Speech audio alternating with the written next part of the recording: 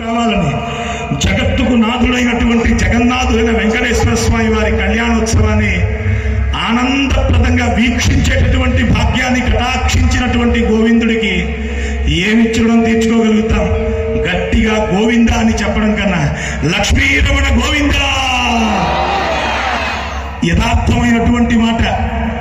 కార్తీక మాసంలో సుమారు 2000 సంవత్సరంలో ఒకసారి చేసుకున్నాం. ఇది మనం చేసుకున్నటువంటి అదృష్టం. ఒక్క మాట మనం చేసి పుణ్య ఆలోచనలకు వెళదాం. లోకంలో మాకు ఒక బాధ ఎప్పుడు ఉండేది మాట. ఏమిటయ్యా ఆ బాధ అంటే, మనందరికీ చాలా మంది ఇక్కడ ఉన్నటువంటి వాళ్ళందరికీ కూడా భగవంతుడు వివాహమై చక్కటి సంతానాన్ని ఇచ్చారు. ఒక మంచి 2 ఆడపిల్లలు 2 మగపిల్లలు చక్కటి సంతానం, లేక ఒక మగపిల్ల ఒక ఆడపిల్ల ఇచ్చారు. కానీ ఆ భగవంతుడు ఇచ్చినటువంటి ఆడపిల్లలకి మాత్రం ఘనంగా చోడవరంలో కళ్యాణం చేస్తున్నాం.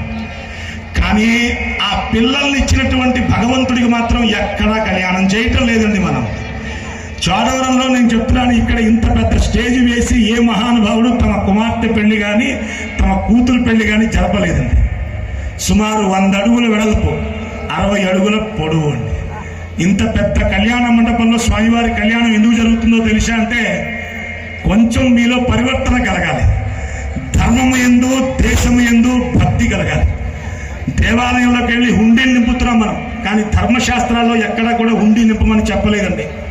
హుండీలో డబ్బులు వేస్తేనే పుణ్యమని చెప్పలేదండి.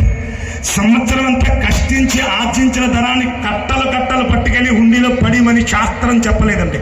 ఇది మీ అజ్ఞానం, మీ తెలియనితనం, మీకు చెప్పేవాడు లేకపోవడం ఇదే యథార్థం. హుండీలో వేయడం వల్ల ఏమవుతుందంటే ధర్మానికి విఘాతం తప్ప ధర్మానికి అది మేలు జరగదండి. ధార్మికమైన కార్యక్రమాలు జరిగే చోట ధర్మం ఖర్చు పెట్టమంది, లేనివాడికి అన్నం పెట్టమంది, సంధ్యావందనాది క్రమాన్ని తప్పకుండా ధర్మాన్ని పాటించేటటువంటి వ్యక్తికి ధనాన్ని ఇచ్చి ధర్మంగా బతకమని చెప్పండి. ఆర్థికమైనటువంటి బాధలతో సతమతమవుతున్న